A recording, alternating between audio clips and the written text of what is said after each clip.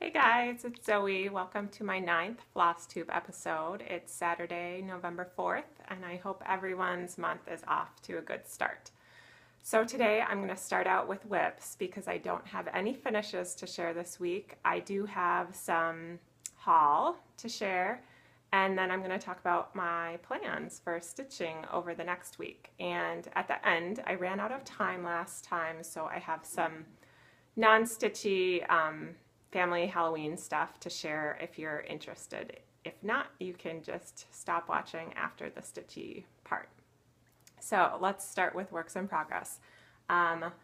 Last time I think I showed my progress on Spring Cross Stitch by the Floss Box, Spring Cross Stitch number 5. And I have been feeling frustrated by this piece. It's on 18 count Aida, or that's what I'm doing it on, and I'm doing 2 over 1 on 18 count Aida. Someone in the comments suggested that I could do 1 over 1 on 18 count, and that would make a more enjoyable stitching experience, and I think that's probably true. I think I would sacrifice some coverage if I did that, but I definitely would like to try a piece 1 over 1 on 18 count at some point. I was just watching Ginger Gerald's Flosstube last night, and he has a piece much different in style, but his London piece is 1 over 1 on black Aida 18 count, and it looks fabulous. So thank you for the comment and suggestion on that, and something to try next time. But for now, this is 2 over 1 on 18 count Aida, and I really like how this is turning out. I'm feeling less frustrated by it. It's getting really close to being done too. So I just have one little hill left to do at the bottom and then some back stitching for the most part, and that's it to finish it up. So I feel like I'm getting close on this one, and I'm excited to have it done. I think she's really cute. Which, speaking of unicorns, cute cross-stitch unicorns specifically, I do have a shout out that I'm going to give. I found a new Flosstuber. Well, new to me. I'm not sure how new she is to Flosstube, but it's an itch to cross stitch, and I watched her latest video. It was really cool. She had a larger unicorn piece that she's working on with the rainbow and everything in it, and it's really beautiful. She also has a beautiful Mirabilia, I believe it is. I think it might be the Snow Queen that she's working on. So I will link her below. I recommend checking out her Flosstube. It was really fun for me to watch, and really beautiful stitching. So that's my shout out for today. Other works in progress, I also have my Satsuma Street Christmas ornaments that I started, and I'm still working on the same ones I showed last week. I did most of my stitching on the unicorn piece this week, but I did do a little bit of stitching on the Christmas ornaments, and I'm making 2 just because I started it twice and I liked both versions. So this version is on white Aida. This is the dove, although I'm making him blue, so he shows up on the white Aida, which is 16 count. I'm using all the called for colors. It's not really a color conversion. I'm just swapping out the light blue and the white and putting them into opposite places when I'm stitching it. So I just love stitching Satsuma Street. The geometric patterns in her designs I find really fun to stitch, but it's not completely abstract. There's still a picture there too. It's still figurative, and yeah, it's a lot of fun. My husband is calling this a pigeon instead of a dove because of the blue color, which I think it does look a little bit like a pigeon, and I'm fine with that. He can be a Christmas pigeon. The other thing on this one, I did the back stitch through the leaves in 1 strand on the 16 count, and I'm pleased with how that's looking. I'm not sure how well you can see it on the video, but I like how it's turning out. So hoping to get at least this one done this week. We'll see. And then the other version of this I'm doing is on linen. This is 28 count linen. I definitely prefer 16 count or 32 count to 28 or 14 count at this point, I think. But it's good practice to stitch on linen, which I have not done very much of. I have very wonky tension in this piece, but it's been a good learning experience. And this one is white, so I'm using the colors in the same order as they're shown on the pattern. And this one my husband thinks looks like a bald eagle, so I just can't really win. But I think he's cute. I'm not sure if I'll get him done this week, but we'll see. And then I'm going to work on the rest of the ornaments. So that's the middle one here, and there's 5 more besides that. I'm going to do just one version of each of the remaining ones. At least that's my plan right now. We'll see what happens.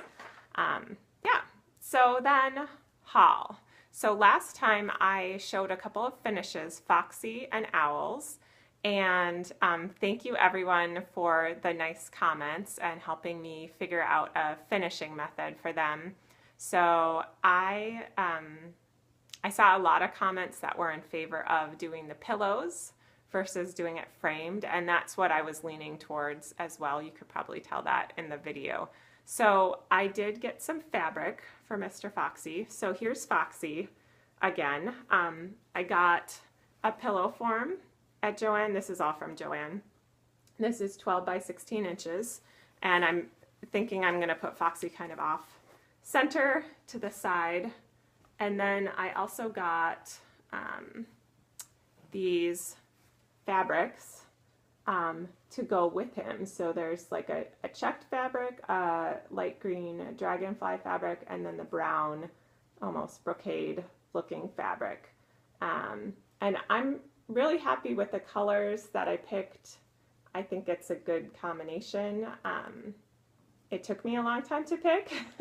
I always get overwhelmed choosing quilting fabrics, but I'm happy with what I ended up with.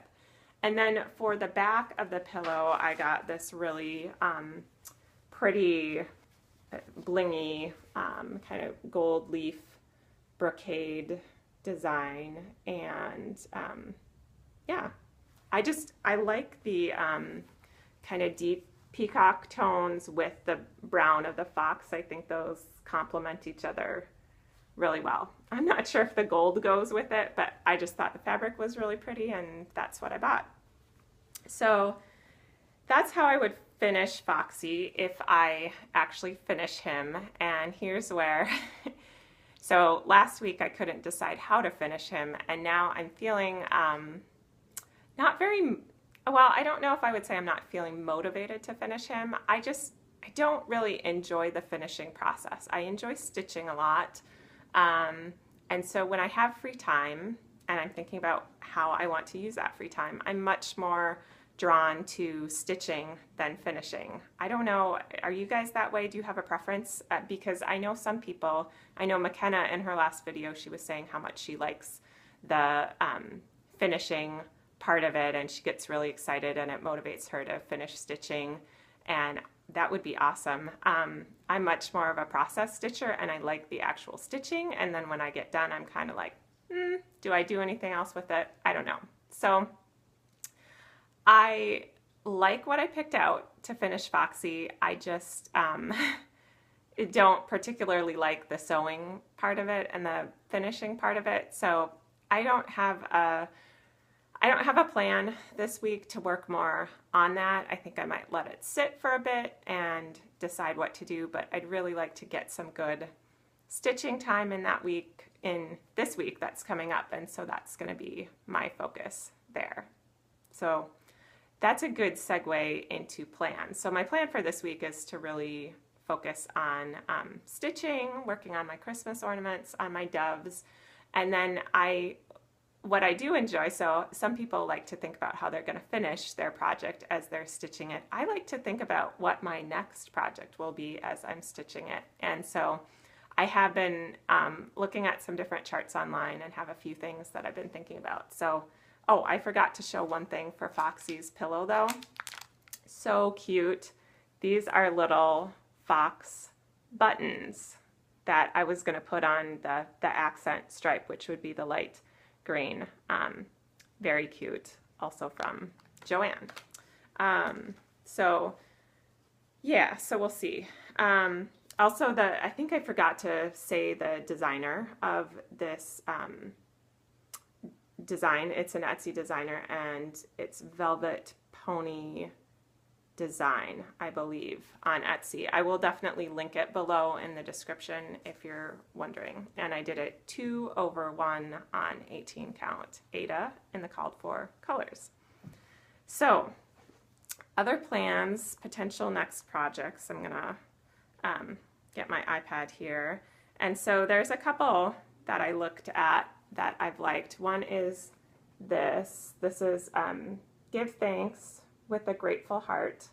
I believe it's by Country Cottage Needleworks. I will check that in a second and link the pattern below. I thought this would be a really cool Thanksgiving piece to stitch during November, and then I realized it's in light blue and yellow with kind of spring flowers on it, so maybe it's not a Thanksgiving piece, maybe it's just like a verse on a piece. But I still like it a lot, and I would totally display it for Thanksgiving. So yeah, we'll see. It is by Country Cottage Needleworks, and it's called Give Thanks Cross Stitch Pattern.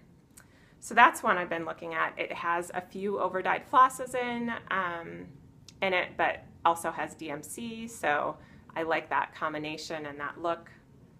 That could be my next project, although by the time I get done with my Christmas ornaments, it's not going to be Thanksgiving, it's probably going to be December, so we'll see. And then the other one I was looking at is another Christmas pattern. This is Merry Christmas. It's by Red Bear Design on Etsy, and it's a more geometric sampler. It has a sampler feel, but it has a really contemporary feel too, and it has both red and pink in it, and I love red and pink together. So, and I also, this is the same designer that did the Bee Jolly design, and I really liked stitching that. So this is another one that I'm thinking about. Okay, that is all the stitchy stuff. So I have a couple non-stitchy things. You can just be done watching now if you're not interested. Thanks for watching, and if you want to stick around for like 2 more minutes, I will show a couple family pictures and things from Halloween. So we had a lot of fun on Halloween, and my middle son's birthday party was his birthday was right before that. He turned 4, and I mentioned that he had an elephant Halloween themed birthday celebration, and so I wanted to show, this is the Halloween elephant cake. You can see the pumpkins and the ghosts and the elephant and the blackberries, which are all like his favorite things, and those are my middle son and my older in the picture there. And then for Halloween we had a ghost. If you can see the ghost in the back there, that's my oldest son. And then my middle son was a woolly mammoth, and which I love. And our youngest was a little doggy. He's 2, and they were all really excited about Halloween, so that was fun.